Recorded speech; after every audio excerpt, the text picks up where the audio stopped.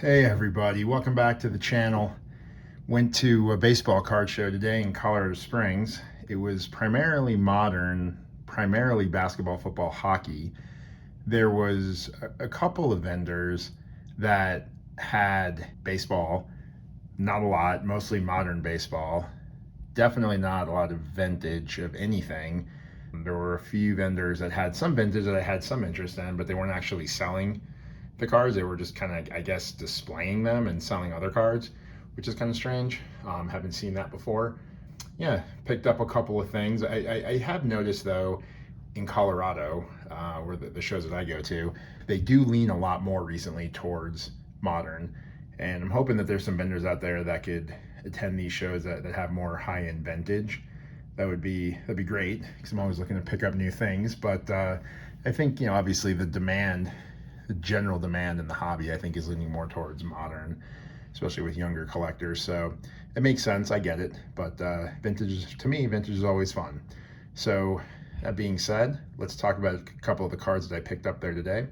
First one is a card I don't have in my collection. Always interested in picking it up. Not a rookie card, so it doesn't really fit with the rest of the collection from that perspective.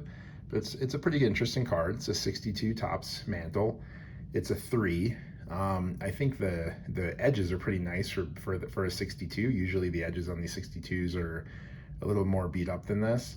The reason that it's a 3, if you look in the upper left-hand corner there, there's a crease.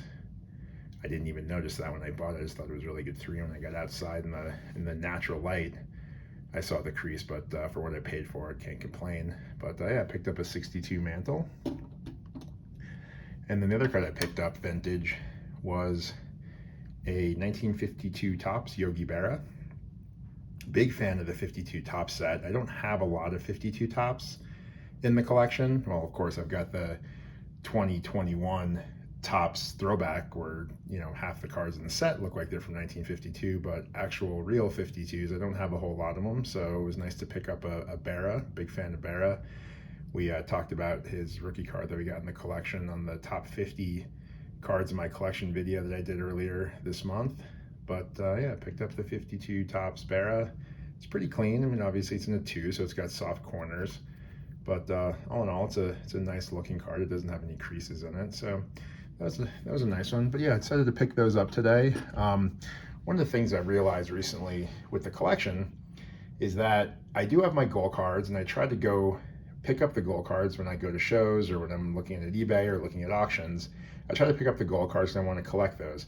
But at the end of the day, if the sole focus of your collection is to just pick up the goal cards, you're not going to be able to pick up some of these more interesting cards that you could enjoy as well, right? I don't necessarily display all the cards, but it's nice to have them. And when I go through my cards, it's always fun to find some other cards other than the rookies. So I'm starting to, I would say, mature in my view of how I collect, and pick up not just the rookie cards of the greatest of all time, but other cards within their playing years from the greatest of all time.